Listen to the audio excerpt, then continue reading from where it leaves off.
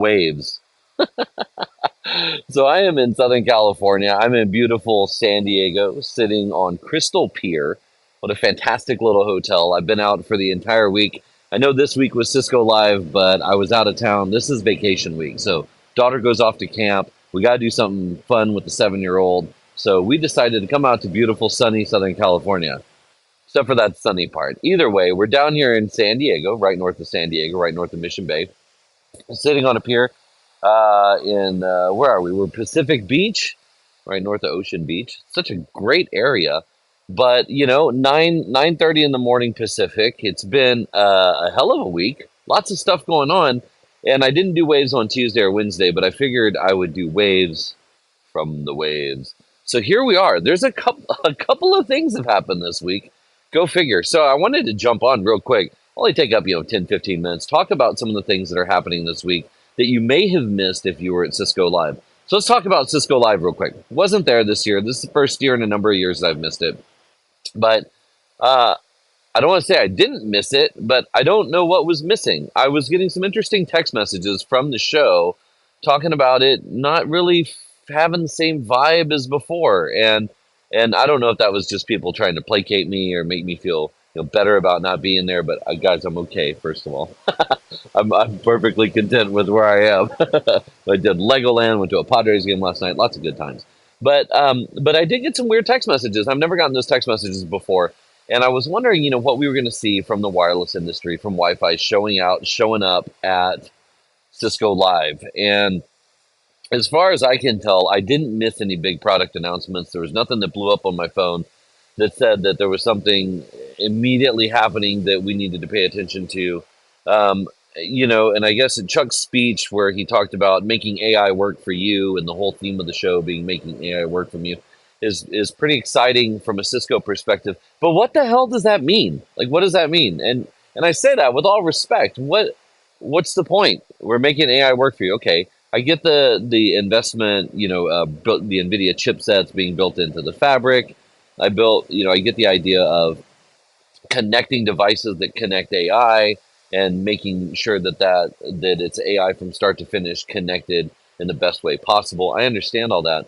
But is there anything happening under the covers? At Cisco. Is there anything happening? AI RM, fantastic. What Meraki is doing with, what we saw at Mobility Field Day, where Minse popped up and talked about how you can do, automated root cause analysis using the tools that are in there. So cool. Where were those big announcements? Why weren't more people talking about that at Cisco Live?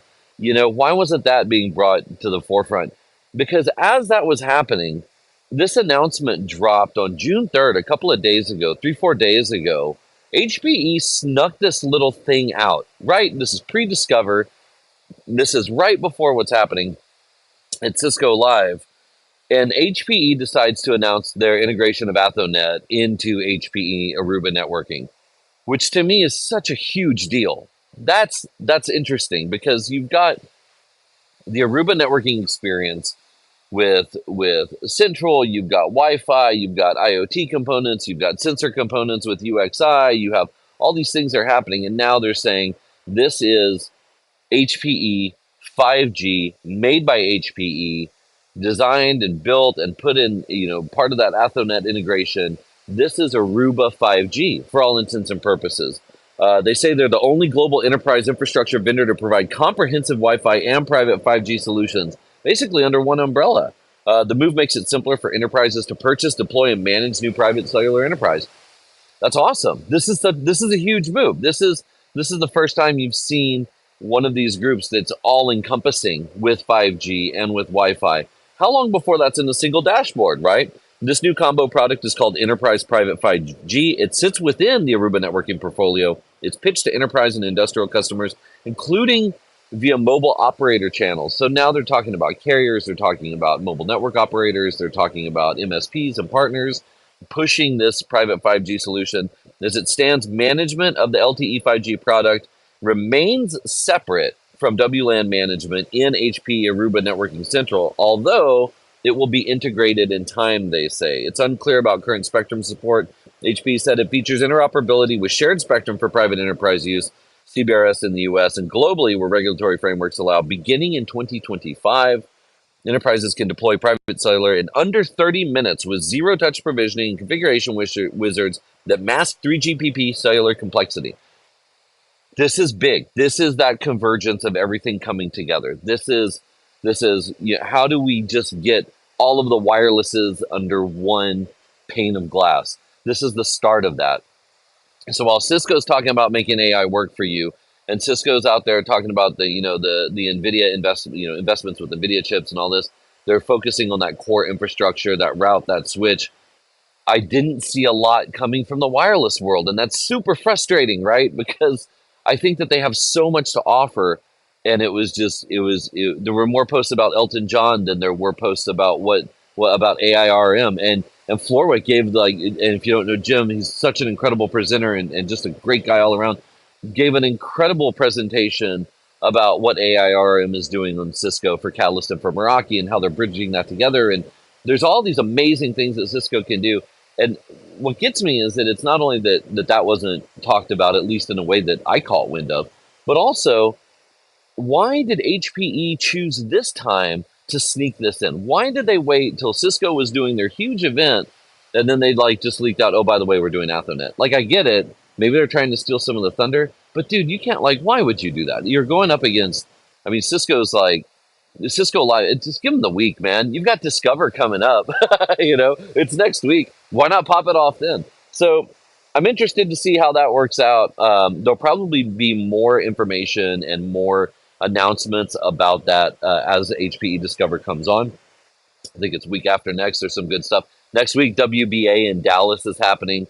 That's going to be a really good show, and a lot of the people that are stakeholders in this are going to be there. So expect a lot of chatter, right, next week. A lot of people are going to be talking about this, trying to understand what's happening in the industry as a whole. So it's going to be really neat to see that. Some other things that happened. Federated Wireless introduced a new network design tool. What? Where did that come from? Federated Wireless I have my own thoughts about Federated Wireless. I'm just going to keep to myself. I am on vacation, though, so I should just be able to say whatever I want. They're nice people. They had a great founding group over there. We'll see what they do, what they bring to the table. They have a new product. RCR Wireless is reporting that their new tool has been introduced. Let me see if I can open this up real quick and read a little bit more about this as I'm talking to you. I hope you can hear the waves. It sounds pretty cool. I'm sitting on a pier. I'll give you a tour here in a second. Spectrum management company Federated Wireless has launched an adaptive planning tool to expedite and optimize cellular deployments and shared CBRS network. Blah, blah, blah, blah, blah. Adaptive Network Planner integrates with Spectrum Management, SaaS, and AFC, as well as enterprise workflow systems, it says, whatever that means. Federated Wireless says network operators can achieve carrier-grade shared spectrum deployments and optimize their usage. Lots of buzzwords. Offers rapid 24/7 support. It says the service revolutionizes shared spectrum management. Cool. Look forward to seeing that. I would like a tour of that tool. If someone from Federated happens to hear this, give me a tour. I'd love to hear what that thing's about. Pretty fascinating. I know Google's got their network planner. That's pretty cool. What else is going on? Juniper's AI in Action happened this week also. I'm telling you, man, we all got to get together and just make it Vegas Tech Week. AI in Action happened, and at AI in Action, lots of tweets about UC standing up, talking about the integration between Juniper and the live spectrum view of what you can do with Hamina and Juniper at the same time. I know that Arista supported. I know that Cisco supported. I know that Hamina had a really big booth over this time. I think someone who had donuts. Was it Hamina or Ekahau? Anyway, the planning guys bring the donuts. I love it. Really cool integrations happening there. Glad to see that. Glad to see that, especially with all these things converging. I think that's the thing that's on my mind. Trying to disconnect and be on vacation and hang out with the fam, and every once in a while checking Twitter while I'm waiting in line for a ride at Legoland, or sitting in a carousel or whatever it is. These are the things that popped up for me. Share what happened with you during this week. Not really sure what's going on. Ubiquiti had some announcements. Their phone support stuff is turned up. They've got their U7 Pro wall plate that's in there now. That's pretty cool. Who else? Who else we got? We got HPE. We got those guys. Meter. Keeping my mouth quiet. I want them to start making the announcements. They have so many cool things coming down. It's great to continue to see that. So lots of stuff happening overall, I think, in that private 4G, private 5G space. especially now that HP is getting in there. Here's my no bullshit thing with HPE. No bullshit. Antonio, if you're listening, here's the deal, bro. First of all, thanks for the cappuccino. Here's what I would say. HPE has done such a spectacular job of acquiring so many different components in the industry.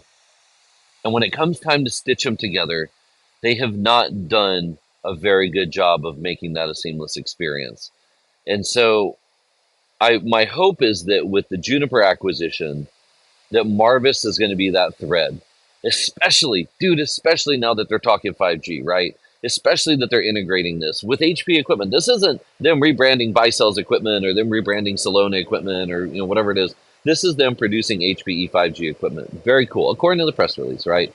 I really hope that this acquisition pans out to be that fabric that connects all of them.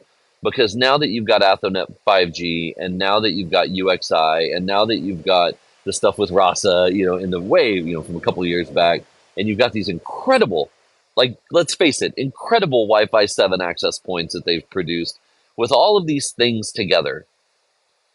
Now all that's missing is that one orchestration piece that makes it easy for an administrator or a consumer or an engineer to look at, to use, to interface with, to interact with, to bring your network to life. That's that big missing piece, and I hope that that's part of the Marvis acquisition. Or sorry, the Marvis acquisition. He says the Juniper acquisition, including Marvis. I hope that that's where that's coming from, because there's some great steps in the right direction. How is Cisco going to keep up? Well, let's think about this. Cisco's got to, number one, introduce private 4G, private 5G. They've got to bulk up their access point offering to include some of this advanced functionality. They're doing great. I mean, dude, Cisco Catalyst APs on Meraki, what a cool step in the right direction. Let's add some more functionality to those APs. Let's take their IoT product, right? Let's take that IoT product and smash it together with the Wi-Fi product. God, I've been wanting that to happen for years, ever since the acquisition. It would be really neat to see a Cisco AP that does all the things and then integrate that with 4G and 5G. Did they make that announcement at Cisco Live? If they did, I didn't see it. Anyway, that's what's on my mind as I'm on vacay. Waves with waves right behind me. I hope y'all are having a wonderful week. This is Friday. This is Drew. I'm the Wireless Nerd, and I'm going to sign off because I'm going to go to a skate park with my little dude. He's going to go skate in San Diego, and then we're going to head up to LA for the weekend. So if you're in town, if you see us or whatever, give me a holler. Drop a message. We're going to go eat some food out there and hang out with some friends and head back home. Next week will be a fun and busy week. Don't know if I'm going to make it to Dallas yet for WBA. If I do, I will see you there. If not, I will not see you there, but I'll be covering it either way. Anyhow, I hope y'all have a wonderful week. Thanks for listening. I hope the waves weren't too annoying in the background, but the show is called Waves. What are you going to do? Anyway, have a great week, y'all. See ya.